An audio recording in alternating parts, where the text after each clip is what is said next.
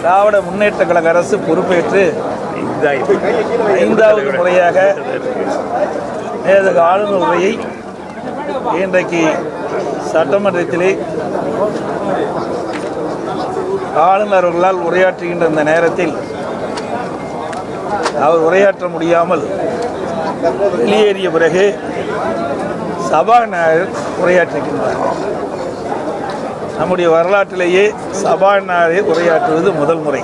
இது மேதகு ஆளுநர் உரையல்ல, சபாநாயகர் உரையாகத்தான் பார்க்கப்படுகிறது. எனவே அரசு தயாரித்து கொடுக்கின்ற அந்த உரையை மேதகு ஆளுநர் அவர்கள் ஒவ்வொரு ஆண்டும் ஆண்டு தொடக்கத்தில் சட்டமன்ற பேரவையில் வாசிப்பார். இன்றைக்கு ஆட்சி பொறுப்பேற்று கடந்த 4 ஆண்டுகளாக இந்த அரசு மேதகு ஆளுநரில் என்ன இடம்பெற்றதோ அதையே தான் தொடர்ந்து வெளியிட்டுக் கொண்டிருக்கிறார். அரைத்த மாவை தான் அரைச்சிட்டு இருக்கிறார். இந்த ஆளுநர் உரையில் புதிய எந்த ஒரு பெருந்திட்டமும் அறிவிக்கப்படவில்லை. அதோடு ஏற்கனவே 4 ஆண்டுகாலமாக மேதகு ஆளுநரில் இடம்பெற்றிருந்த எந்த திட்டத்தையும் நடைமுறைப்படுத்த என்று சொன்னால் பல திட்டங்கள் நடைமுறைப்படுத்தவில்லை என்பதுதான் யதார்த்த உண்மை. இன்றைய தினம் ஆளுநர் உரையில் 2030ஆம் ஆண்டுக்குள் தமிழகத்தை $1 டிரில்லியன் பொருளாதாரத்தை உயர்த்துவோம் என்று புதிய என்ற ஒரு அறிவிப்பை வெளியிட்டிருக்கின்றார். அதோடு தரமான கல்வி வழங்குவோம் என்று கூறியுள்ளார்கள். ஆனால் 500 பள்ளிகளை தனியாருக்கு தாரை வார்ப்பதாக அரசியலிருந்து வெளியிடப்பட்ட செய்தி பத்திரிகையிலும் ஊடகங்களும் வந்துள்ளன. அனைத்து இந்திய அண்ணா திராவிட முன்னேற்ற கழகம் இருக்கின்ற காலகட்டத்திலேயே இன்றைக்கு ஆரம்ப பள்ளியாக இருந்தாலும் சரி, நடுநிலை பள்ளியாக இருந்தாலும் சரி, உயர்நிலை பள்ளியாக இருந்தாலும் கல்வி கற்புடைய எண்ணிக்கை உயர்த்துகின்ற விதத்தில் பல கல்லூரிகளையும் பல பள்ளிகளையும் நாங்கள் திறந்தோம். ஆரம்ப பள்ளி திறந்தோம், நடுநிலை பள்ளி திறந்தோம், உயர்நிலை பள்ளி திறந்தோம், மேல்நிலை பள்ளி திறந்தோம். அதனால் கல்வி வளர்ச்சி அபரிதமாக இருந்தது. கல்வி கற்புடைய நிலை உயர்த்தது.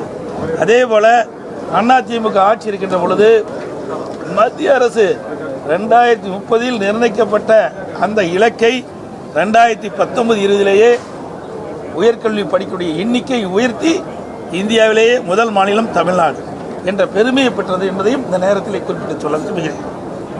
அதுபோல் நபார்டு மற்றும் கிராம சாலைகளே ஏற்கனவே தொடர்ந்து இருக்குது.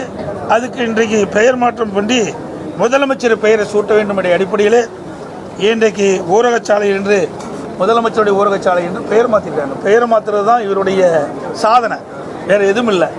ஏற்கனவே இந்த ஊரகச்சாலைகள்லாம் நபார்டு திட்டத்தின் மூலமாக நிதி வாங்கி தான் செயல்படுத்துகிறோம். அதுக்கு முதலமைச்சருடைய பெயரை நீங்கள் சூட்டியிருக்கிறாங்க.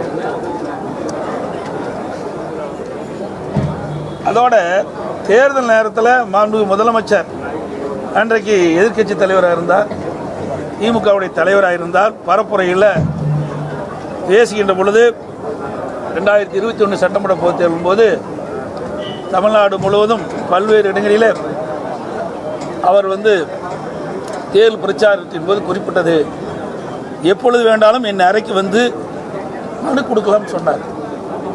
எத்தனை பேர் போய் முதலமைச்சர் அறையில் போய் மனு கொடுத்துருக்குறாங்க?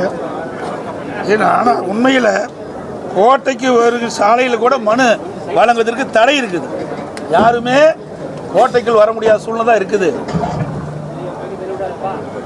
அதோட நேற்று ஒரு நிகழ்ச்சியில் முதலமைச்சர் அவர் கலந்துக்கிட்டாங்க. அந்த நிகழ்ச்சியில் மாணவிகள் அணிந்திருந்த துப்பட்டாவை கழட்டி வச்சுட்டு தான் அந்த நிகழ்ச்சியில் பங்கு பெற வேண்டும் என்று ஒரு ஆணை பிறப்பித்து அந்த ஆணைக்கு இணங்க கருப்பு துப்பட்டா அணிஞ்சிகள்லாம் அதை வெளியில் வச்சுட்டு தான் அந்த நிகழ்ச்சியில் பங்கு பெற்றாங்க. இன்றைக்கு இருக்கின்ற முதலமைச்சர் ஸ்டாலின் அவர்கள் கருப்பை கண்டால் ஏன் இவ்வளோ அச்சப்படுகிறார், ஏன் இவ்வளோ அதிர்ச்சிக்கு உள்ளாகிறார்? ஆகவே அந்த கருப்பு துப்பட்டாவை மேலே அணிந்து வந்தால் அந்த மாணவியை எடுத்து கருப்பு கொடியாக பயன்படுத்த அச்சம் ஏதோ இருப்பதை போல்தான் கருத வேண்டிய ஒரு சூழ்நிலை இருக்கிறது. அந்த அளவுக்கு முதலமைச்சர் அவர்கள் பயந்து போய் இருக்கின்றார். போதைப் பொருளை பற்றி சொல்லியிருக்கிறாங்க. நான் ஏற்கனவே ஒவ்வொரு முறையும் இதே இடத்தில் கடந்த 3 ஆண்டுகளாக தொடர்ந்து ஊடகத்தின் வாயிலாக, பத்திரிகையின் வாயிலாக வலியுறுத்தி வருகிறேன். தமிழகத்தில் போதைப் பொருள் அதிகரித்து வருகிறது, போதை இடமாற்றம் அதிகரிக்கிறது. இன்றைக்கு கிராமத்திலிருந்து நகரம் வரை அனைத்து இடங்களிலும் தங்குதடையின்றி கஞ்சா மற்ற போதைப் பொருட்கள் விற்பனை ஜரூராக நடைபெறுகிறது. இதை இரும்புக்கரம் கொண்டு அடக்க வேண்டும் என்று இன்றைய முதலமைச்சர் ஸ்டாலின் அவரிடம் பலமுறை வலியுறுத்துகின்றேன். இந்த விடியா திமுக அரசு எடுத்தும் கோரிக்கை வைத்திருக்கின்றேன். ஊடகத்தின் வாயிலாக, பத்திரிகையின் வாயிலாக, அறிக்கையின் வாயிலாக, என் சட்டமன்றத்திலும் வலியுறுத்தி பேசுகின்றேன். இதை முறையாக நடவடிக்கை எடுக்கப்பட்டிருந்தால் இதை தடுத்து நிறுத்தியிருக்கலாம். ஆனால் அதையெல்லாம் பொருட்படுத்தாமல் இருக்கின்ற காரணத்தினாலே இன்றைக்கு தமிழகத்தில் போதைப்பொருள் நிறைந்த மாநிலமாக காட்சியளித்தது. இன்றைக்கு முதலமைச்சர் தொலைக்காட்சியின் வாயிலாக குறிப்பிடுகிறார், போதையின் பாதையில் செல்லாதீர்கள், போதையின் பாதையில் செல்லாதீர்கள். இதை நாங்கள் குறிப்பிடுகின்ற பொழுதே 3 ஆண்டுக்கு முன்பே இந்த அரசு எச்சரிக்கையுடன் செயல்பட்டிருந்தால் இன்றைக்கு இளைஞர்கள், மாணவர்கள் பாதிப்புக்குள்ளாயிருக்க மாட்டார்கள். இன்றைக்கு எல்லாமே போதைக்கு அடிமையாகிட்டாங்க. இப்படிப்பட்ட நிலையில் தான் இன்றைக்கு முதலமைச்சர் வேண்டுகோள் வைக்கிறார். ஒரு செயலற்ற அரசாங்கத்தை தான் இன்றைக்கு பார்க்கப்படுகிறது. அது மட்டுமல்ல, இந்த கஞ்சா போதையினால் இன்றைக்கு இளம் வயதினர்கள், இளைஞர்கள் கடுமையாக பாதிக்கிறாங்க.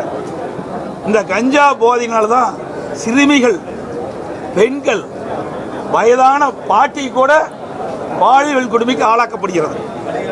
இந்த ஆட்சியில் தான் சிறுமி முதல் பாட்டி வரை பாலியல் கொடுமைக்கு ஆளாகின்ற ஒரு மாநிலமாக தமிழ்நாடு விளங்குகிறது. இது மிக மிக கேவலமானது, வெட்கக்கேடானது என்பதை நேரத்தில் பதிவு செய்ய விரும்புகின்றேன்.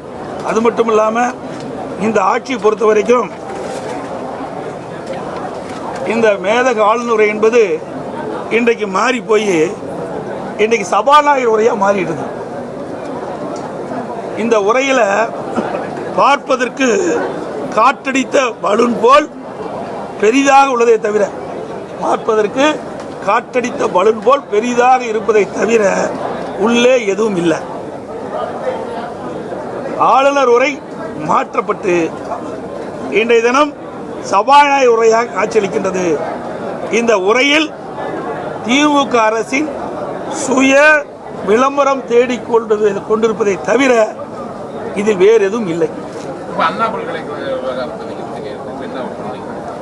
சார், நாங்கள் தான் பதாகை எடுத்துக்கிட்டு போய் இந்த அரசுடைய கவனத்தை ஈர்க்க வேண்டும். இனியும் இந்த அரசு தூங்கிக் கொண்டு இருக்கக்கூடாது என்ற விழிப்புணர்வை ஏற்படுத்த வேண்டும் என்று தான் இந்த பதாகை கொண்டு போகணும். யார் அந்த சார்? ஏன் இந்த அரசு பதட்டப்படுது? மாற்றி மாற்றி அமைச்சர்கள் அறிக்கை விட்டுட்டு இருக்கிறாங்க. யார் அந்த சார் என்று கேட்டால் இவங்களுக்கு ஏன் இவ்வளோ கோபம் வருது? இன்றைக்கு பாலியல் வன்கொடுமைக்கு சம்பந்தப்பட்டவர்களை சட்டத்தின் முன் நிறுத்தப்பட்டு அவர்களுக்கு உரிய தண்டனை பெற்றுத் தருவது இந்த அரசுடைய கடமையாக இருக்கணும். ஆனால் யாரையோ காப்பாற்றுவதற்கு இந்த அரசு முயற்சி செய்வது என்பதுதான் மக்களுடைய சந்தேகம். அதனால தான் இன்றைக்கு ஒட்டுமொத்த தமிழகம் மட்டுமல்ல, இந்தியாவையே யார் அந்த சார் என்று கேட்கின்ற அளவிற்கு மக்களுடைய குரல் ஒலித்திட்டு இருக்கு.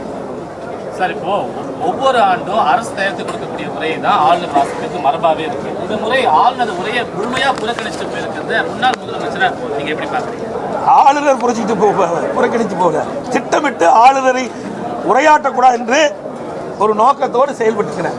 அவங்க என்ன சொன்னாங்கன்னா, தமிழ் தாய் வாழ்த்து தேசிய பாடாதனாலதான் போராடினாங்க. ஆனால் இங்கே வந்து தமிழக அரசுடைய மரபுப்படி தமிழ் தாய் வாழ்த்து முதலிலும் கடைசியாக வந்து தேசிய கீதம் பாடுவது மரபுன்றாங்க. நீங்கள் ஒன்றாக இருக்கும்போது இல்லை, ஒவ்வொரு முறையும் உங்களுக்கு ஊடகத்துக்கும் பத்திரிகைக்கும் வெளியிட்டு தான் இருக்கிறாங்க. அது ஒவ்வொரு முறையும் என்ன மரபை கடைபிடிக்கிறாங்களோ அதே முறையில் தான் நம்முடைய தமிழ்நாடு சட்டப்பேரவை கடைபிடிச்சிட்டு வருது.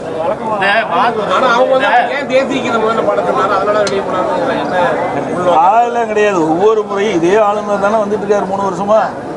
இதே நடைமுறை தான் இருக்குது. அதில் மாறுபட்டது எதுவும் இல்லையே.